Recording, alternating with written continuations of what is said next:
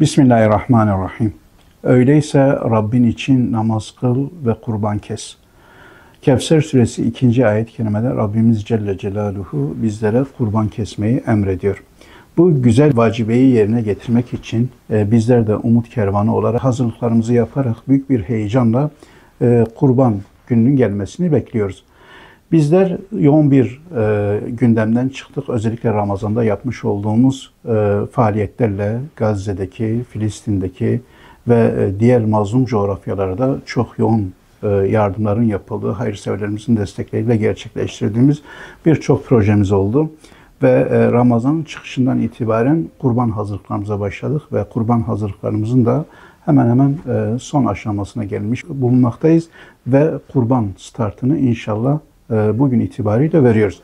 Bizler başta ülkemiz olmak üzere ve ülkemize de deprem bölgesi olmak üzere diğer illerimizde de kurban organizasyonunu gerçekleştirerek bizleri bekleyen yetim ailelerimize, ihtiyaç sahibi olan ailelerimize bu kurban etlerini ulaştıracağız.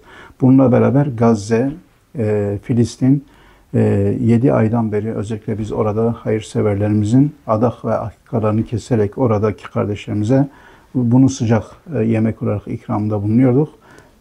Rabbim nasip ederse kurbanda da bizler Gazze'de kurban kesimini gerçekleştireceğiz ve oradaki kardeşlerimize de kurban etlerini ulaştıracağız.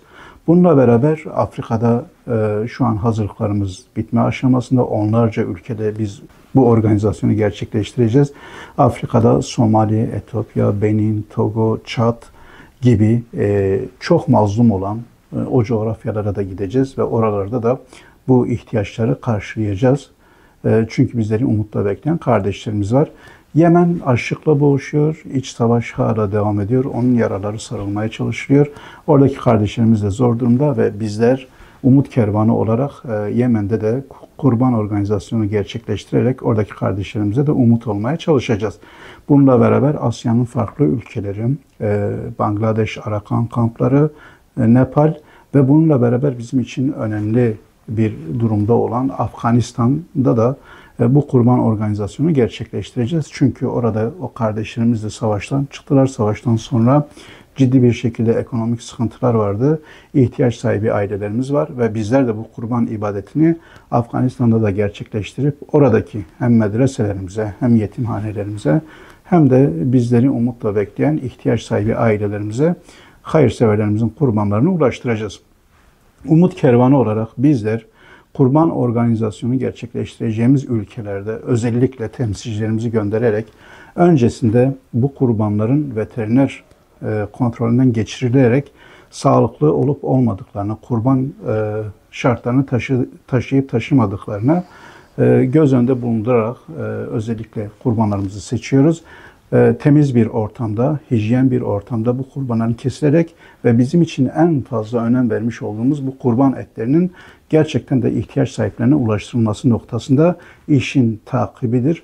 Ve bundan dolayı da temsilcilerimiz kurban keseceğimiz ülkelere giderek orada bu kurbanlarımızı keserek hayırseverlerimizin bu ibadetini en güzel bir şekilde yerine getirecekler inşallah. Bununla beraber heyecan var. Kurban günlerine doğru yaklaşıyoruz.